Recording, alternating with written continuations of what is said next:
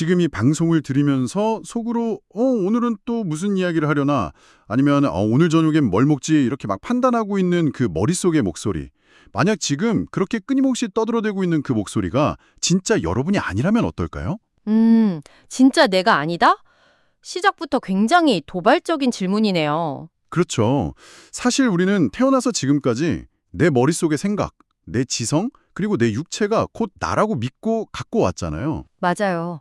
뭐 데카르트의 나는 생각한다, 고로 존재한다. 이것만 봐도 우리가 생각을 얼마나 나 자신과 동일시하는지 알 수 있죠. 네, 완전히 현대사의 근간이 되는 명제니까요. 그런데 오늘 우리가 해독할 한 철학적 텍스트는 우리가 스스로 주인이 아니라 아주 교활하고 이기적인 약간 불법 점거자 같은 존재에게 평생 조종당하고 있다고 경고합니다. 불법 점거자요? 표현이 아주 강력하네요. 네. 그래서 오늘의 우리의 이 깊이 있는 탐구의 미션은요. 여러분의 그 복잡하고 피곤한 마음을 잠재우고 진짜 주인을 깨워내는 방법을 알아보는 겁니다. 오늘 다룰 장면은 바로 영적이고 철학적인 고전에 발췌본 제2장 가만히 있어라 그리고 알라입니다.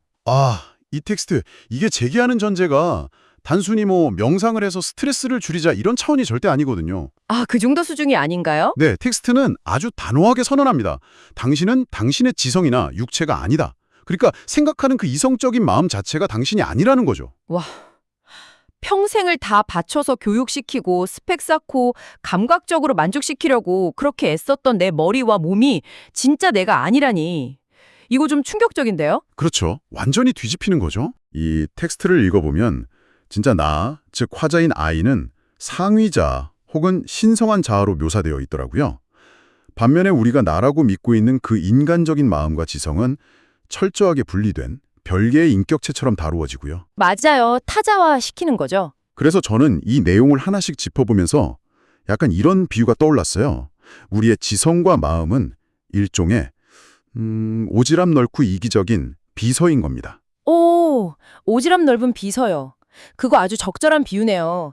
그런데 단순히 오지랖만 넓은 수준이 아니에요. 더 심각한가요? 네, 이 비서는 회사의 통장 비밀번호랑 인감 도장까지 다 가로채고 자기가 회사의 진짜 대표라고 행세하고 있는 셈이거든요. 완전히 선을 넘었네요. 사실 처음에는 그저 육체의 감각을 통해 들어오는 정보를 처리하고 고통을 피하고 쾌락을 추구하는 그런 실무적인 역할만 맡았던 비서였을 텐데 말이죠. 그쵸. 처음엔 충식한 직원이었다가 네, 매일 수천 건의 결제 서류, 그러니까 끊임없이 쏟아지는 자극과 생각들을 처리하다 보니까 너무 바빠진 거예요. 결국 회장실 안쪽에 조용히 앉아있는 진짜 대표인 진정한 자아의 존재 자체를 까맣게 잊어버린 거죠. 맞아요. 밖에서 비서가 혼자 막 전화를 받고 지시를 내리면서 너무 시끄럽게 떠들어대니까 외부에서는 당연히 그 비서가 대표인 줄 아는 거고요. 네네, 바로 그겁니다. 여기서 정말 흥미로운 점은 텍스트가 왜 굳이 우리의 마음과 지성을 별개의 인격체로 상정하느냐 이거거든요. 그건 바로 통제력과 한계 때문입니다. 원문을 보면 인간의 마음은 오직 자신이 이전에 경험했거나 외부에서 학습한 것만 받아들이게 되어 있어요. 자기가 아는 것만요? 네, 그리고 자신은 좁은 지성적 틀 안에서 합리적이라고 판단되는 것만 인정하죠. 본질적으로는 그냥 종속된 도구에 불과한데 그 도구가 스스로 주제자라고 굳게 착각하고 있는 상태인 겁니다. 와, 꽉 막혀 있으면서도 자기가 제일 똑똑한 줄 아는 비서네요. 답답합니다. 그럼 진짜 대표가 이 상황을 도대체 어떻게 해결해야 할까요? 보통 비서가 선을 넘으면 야, 내가 사장이야, 비켜 이렇게 하겠지만 이 비서는 자기가 사장인 줄 알기 때문에 그런 말을 들을 리가 없죠. 그러니까요. 콧방귀도 안 낄 텐데 말이죠. 그래서 진정한 자아가 이 다친 마음을 깨우고 통제권을 되찾기 위해서는 아주 특단의 조치가 필요합니다. 비서가 유일하게 알아듣는 언어와 논리를 사용해야만 하거든요. 비서의 언어요? 네, 진짜 대표가 막무가내인 비서를 무작정 윽박지르는 대신에 비서의 눈높이에 맞춰서 논리적인 명령어라는 방식을 사용하는 겁니다. 일단 강제로 비서석에 앉혀두는 전략이죠. 아하. 그래서 텍스트가 마음과 지성에게 너를 잠시 분리된 인격체로 여기겠다 이렇게 선언하면서 말을 거는 거군요. 맞습니다. 오만하고 논리적인 지성의 시스템을 우회하거나 해킹하기 위한 필수적인 접근법이에요. 근데 여기서 진짜로 흥미로워지는 부분이 있습니다. 비서가 자기가 사장인 줄 아는데 갑자기 명령어가 내려온다고 순순히 키보드에서 손을 떼고 셧다운을 하겠냐는 거죠. 안 하려고 발버둥을 치겠죠. 네. 그래서 이 저항하는 지성, 끊임없이 떠들어대는 마음을 강제로 정지시키기 위해 텍스트가 제시하는 방법이 굉장히 물리적이고 단호합니다. 편안한 자세로 앉아서 생각의 흐름을 멈추고 다음 명령어가 영혼 깊숙이 스며들게 하라고 지시하거든요. 바로 그 유명한 문장이죠. 네, 가만히 있어라. 그리고 알라, 내가 신임을. 영어로는 be still and know I am God 이거죠. 맞아요. 처음에는 마음속에 떠오르는 인상들을 억지로 막지 말고 그냥 내버려 두다가 이 문장의 의미가 의식에 떠오르면 몸의 모든 세포와 마음에 대고 강력하게 선포하라고 합니다. 하루에 1000번씩이요. 네, 그 1000번이라는 숫자가 아주 핵심입니다. 사실 저는 이 대목에서 솔직히 강한 의문이 들었거든요.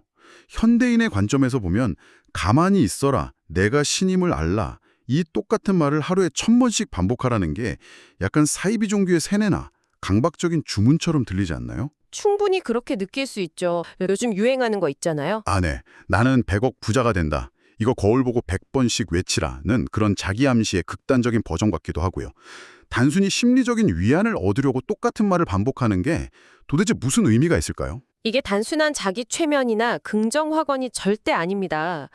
이 1000번의 반복은 일종의 시스템 오버라이드, 그러니까 강제 종료 메커니즘으로 이해하셔야 해요. 강제 종료요? 컴퓨터 전원 끄듯이요? 네. 지성이라는 비서는 끊임없이 복잡한 문제를 풀고 과거를 후회하고 미래를 계획하도록 아주 쉴 새 없이 설계되어 있거든요. 맞아요. 한시도 가만히 있진 않죠. 그런데 이 복잡한 연산장치에다가 아주 단순하지만 절대적인 무게를 가진 명령어 하나를 끊임없이 반복해서 입력하면 어떻게 될까요? 처음에는 지성이 반발합니다. 이게 무슨 소용이야? 내일 당장 처리할 업무가 산더미인데 멍충하게 이걸 왜 하고 있어? 이러면서 막 저항하죠. 비서가 끊임없이 다른 핑계를 대면서 주의를 분산시키려고 하겠네요. 카톡 확인해야지, 이메일 보내야지 하면서요. 그렇죠. 하지만 계속해서 반복 압력을 가하면 지성은 결국 이 단순하고 무한한 작업에 완전히 지쳐버립니다. 아, 뻗어버리는군요. 네, 이성의 작용이 포화 상태에 이르고 논리의 톱니바퀴가 헛돌기 시작하다가 마침내 따고 멈춰서게 되는 거죠. 텍스트는 바로 그 순간 마음이 지쳐서 항복하고 고요해지는 그 찰나를 노리는 겁니다. 와, 대박이네요. 노이즈 캔슬링 이어폰 처음 꼈을 때 주변 소음이 확 사라지면서 먹먹해지는 경험 다들 해보셨잖아요. 머릿속에 백그라운드 노이즈가 강제로 꺼지는 물리적인 현상이 일어난다는 뜻이에요. 그러니까 지성을 논리적으로 설득하는 게 아니라 완전히 방전시켜버려서 물리적으로 작동을 멈추게 만드는 거군요. 그렇다면 그 시끄럽던 비서가 마침내 입을 다물고 셧다운 되었을 때 우리의 몸과 마음에서는 구체적으로 어떤 일이 벌어진다고 원문은 묘사하고 있나요? 그 노이즈가 사라지면 그동안 소음에 묻혀있던 진짜 대표의 거대한 에너지, 즉 본질적인 베이스라인의 힘이 감각적으로 느껴지기 시작합니다. 텍스트의 묘사가 정말 대단히 압도적이거든요. 어떻게 묘사되어 있죠? 명령이 수용되는 순간 육체의 모든 세포가 기쁨으로 전율하며 즉각적으로 순종한다고 합니다.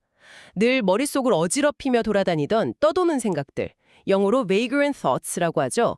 얘네들은 마치 밝은 불이 탁 켜졌을 때 숨어버리는 벌레들처럼 무의 상태로 완전히 사라져버립니다. 텅 빈 고요한 상태. 하지만 뭔가 죽어있는 게 아니라 아주 생생하게 깨어있는 텅 빈 공간이 되는 거네요. 맞습니다. 원문은 그 텅 빈 존재의 동굴 속에 말씀이 울려 퍼질 때 의식의 지평선 위로 알의 태양, Son of Knowing이 떠오른다고 아주 시적으로 표현해요. 아임의 태양이요. 표현이 진짜 아름답네요. 네. 이 태양이 떠오르면 놀랍고 신비로운 호흡이 육체의 가장 끝부분까지 가득 차오르고 마치 감각이 폭발할 것 같은 벅찬 환희를 느낀다는 겁니다. 더 나아가서 몸을 지구 밖으로 통째로 들어올릴 듯한 거항할 수 없는 힘이 파도처럼 밀려온다고 묘사하죠. 와, 몸이 지구 밖으로 들려 올라갈 듯한 거항할 수 없는 힘이라. 상상만 해도 압도적입니다.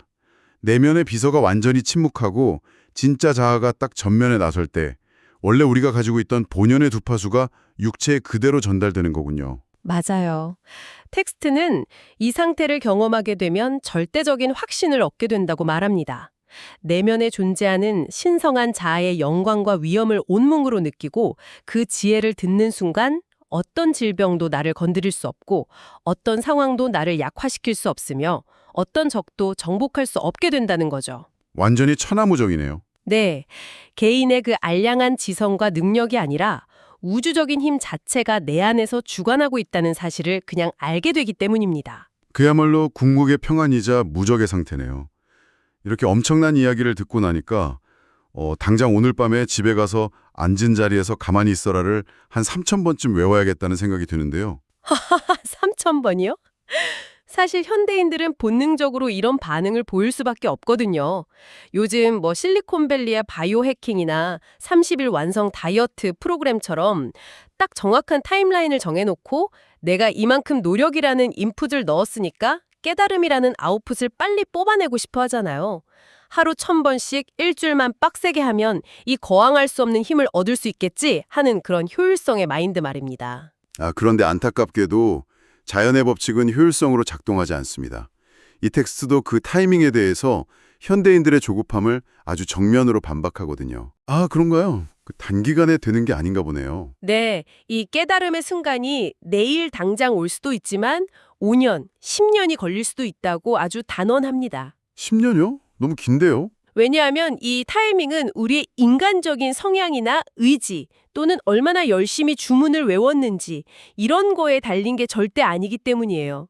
그것은 전적으로 내면의 I am, 즉 진정한 자아의 지성이 결정할 몫입니다. 제가 컨트롤할 수 있는 영역이 아니군요. 여기서 텍스트가 사용하는 비유가 굉장히 아름답지만 한편으로는 좀 서늘하더라고요. 꽃봉오리가 피어나게 하는 것은 누구인가? 병아리가 알을 깨고 나오게 하는 것은 누구인가?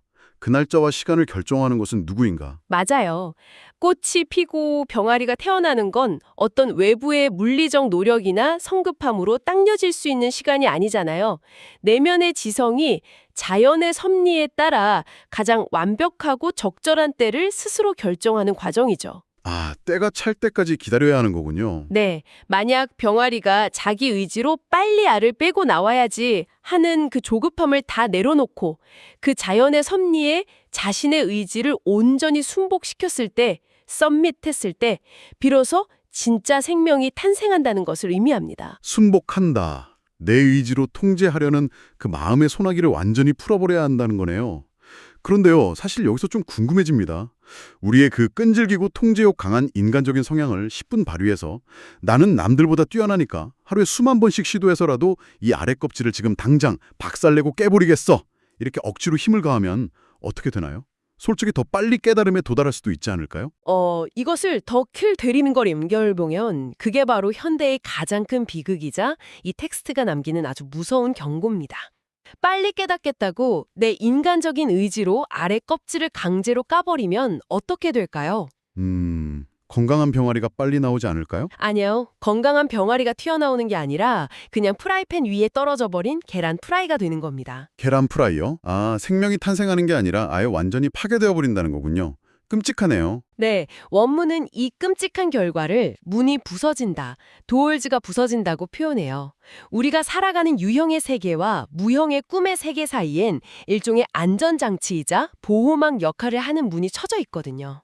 보호막이요? 진정한 자아의 지성이 때가 되어서 부드럽게 문을 열어줄 때까지 기다려야 하는데 그걸 못 참고 개인의 에고가 억지로 그 문을 쾅 부수고 열어버리는 순간 경계가 완전히 무너져 내리는 겁니다. 경계가 무너진다. 비유하자면 약간 잠수함의 해치가 그 깊은 심해에서 억지로 확 열려버리는 것과 비슷하겠네요. 엄청난 수압을 견디지 못하고 터져버리는 것처럼요. 정확히 그렇습니다. 아주 좋은 비유네요. 텍스트는 이 문이 부서지면 우리의 가장 사적인 내면 영역에 침입자들이 쏟아져 들어오는 것을 더 이상 막을 수 없게 된다고 경고합니다. 잠깐만요. 침입자들이요? 이 단어가 왠지 좀 소름 돋는데요? 이게 구체적으로 어떤 의미일까요? 단순히 막 부정적이거나 나쁜 생각들이 든다는 건가요? 훨씬 더 파괴적이죠. 무의식의 깊은 바다에 억눌려 있던 끔찍한 환상들, 통제할 수 없는 엄청난 불안감, 환청이나 환각, 혹은 완전한 정신적인 붕괴 현상을 떠올리시면 됩니다. 와, 멘탈이 완전히 나가는 거네요. 네. 준비되지 않은 인간의 좁은 지성이 광활한 영적 세계나 무의식의 영역과 여과 없이 훅 직면하게 될 때 뇌가 그 압도적인 정보량을 처리하지 못하고 붕괴해버리는 겁니다. 이 침입자들에게 지배당하면 인간은 상상할 수 없는 심리적 고통과 혼란을 겪게 되죠. 정말 무섭네요. 물론 원문은 너무나 가혹하게도 그런 끔찍한 고통과 파괴를 겪고 나서야 비로소 인간이 자신의 한계와 부족한 지혜를 뼈저리게 깨닫고 진짜 자아를 다시 찾게 될 것이라고 말하긴 하지만요. 그러니까 억지로 알을 깨려다가 계란 프라이가 되고 심해의 수압에 완전히 짓눌려보고 나서야 비로소 이게 내가 통제할 수 있는 게 아니었구나 하고 백기를 들고 항복하게 된다는 거군요. 그렇죠. 이 경고를 들으니까 이건 우리에게 아주 본질적이고 아픈 질문을 던지게 하네요. 도대체 우리는 왜 명상을 하고, 왜 깨달음을 얻으려 하고, 왜 마음의 평화를 추구하는 걸까요? 솔직히 까놓고 말해서 결국 내가 스트레스 덜 받고 일의 능률을 올려서 더 성공해야지, 아니면 내가 남들보다 영적으로 더 고상하고 평안한 사람이 되어야지 하는 아주 이기적인 목적 때문 아닌가요? 와, 바로 그겁니다. 그것이 이 텍스트가 찌르는 가장 핵심적인 급소예요. 아무리 지식을 구하고 선함을 추구하고 심지어 내면의 신성과의 결합을 간절히 갈망한다 하더라도 그 모든 추구의 동기가 이기적인 목적이라면, 그러니까 내 인간적인 성향과 에고를 만족시키기 위한 것이라면 결단코 진정한 꽃잎을 피울 수 없다는 겁니다. 동기 자체가 틀려먹었다는 거군요. 네, 그건 아까 말씀하신 그 오지랖 넓은 비서가 회장 코스프레를 하면서 이제는 깨달은 비서라는 새로운 타이틀표를 하나 더 달고 싶어하는 것에 불과하거든요. 진짜 대표를 만날 생각은 여전히 눈꼽만치도 없는 거죠. 와, 별을 세게 때리네요. 깨달은 비서가 되기 위한 욕망이라니 결국 내 안의 그 이기적인 목적 자체를 포기해야 한다는 거군요. 맞습니다. 자신의 개인적인 의지를 완전히 내려놓고 내면의 거대한 의지에 순복시킬 때만이 그 질긴 인간적인 성향이라는 껍질을 벗어던지고 진정한 빛의 왕국으로 나아갈 수 있다는 이 교훈, 정말 묵직합니다. 네, 정말 깊은 성찰을 요구하죠. 그래서 이게 다 무슨 의미일까요? 지금까지 우리가 이 긴밀하고 깊이 있는 탐구를 통해 나눈 이야기들을 여러분의 현실에 어떻게 적용할 수 있을까요? 진실은 아주 명확해졌습니다. 지금 이 순간에도 머릿속에서 끊임없이 제잘거리고 과거를 후회하며 미래를 막 통제하려 드는 그 불안한 지성과 생각들은 결코 진짜 당신이 아닙니다. 절대 아니죠. 그 오지랖 넓고 통제불능인 비서를 침묵시키기 위해서는 가만히 있어라, 그리고 알아라 라는 궁극의 명령을 무한 반복해서 이성의 톱니바퀴를 강제로 멈춰 세워야 합니다. 그리고 그 고요함 속에서 빛이 차오르기를 기다리되 언제 꽃이 필지 조급해하면서 억지로 알을 깨려고 해서는 안 된다는 겁니다. 네. 그리고 텍스트의 마지막 부분에는 이 과정을 직접 삶에서 실천해보려는 독자들을 위해 아주 구체적이고 엄격한 독서 지침까지 남겨져 있어요. 지침이 따로 있나요? 아마도 읽는 내내 지성이 엄청나게 저항할 걸 예상했기 때문이겠죠. 읽다가 막 모순되어 보이는 내용이나 논리적으로 도저히 납득이 안 되는 부분을 만나더라도 진짜 의미가 내면에서 스스로 떠오르기 전에는 섣불리 그 문장을 쓰레기통에 버리지 말라고 당부합니다. 섣부른 판단을 유보하라는 거군요. 네, 단 하나의 단락이나 개념이라도 의식 속에서 완전히 분명하게 이해되기 전에는 절대로 다음으로 넘어가지 말라고 아주 엄격하게 말하죠. 그러니까 머리로 억지로 분석하지 말고 영혼으로 온전히 소화될 때까지 가만히 기다리라는 거네요. 네, 그리고 가장 중요한 게 남았습니다. 결과에 대한 불안을 완전히 내려놓으라는 것입니다. 불안이요? 사실 현대인들이 제일 많이 느끼는 감정인데요. 텍스트는 결과에 대한 의심과 두려움은 오직 인격적이고 인간적인 성향에서만 나오는 병폐자고 단언합니다. 이 불안을 그대로 방치하면 그것은 필연적으로 실패와 실망만을 초래할 뿐이라는 거죠. 불안은 무조건 실패로 가는 지름길이군요. 그렇죠.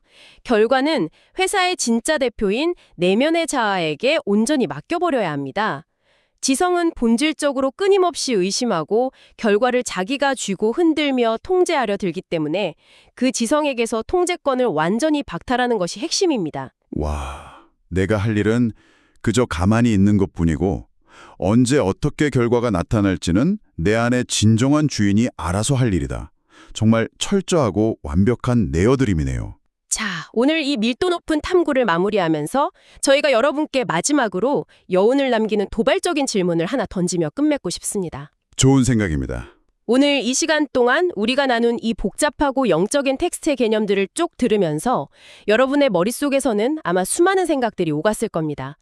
저건 완전 내 이야기네. 혹은 저 비유는 좀 어려운데 내일부터 당장 명상을 해봐야겠다 등등 수많은 판단이 막 일어났겠죠.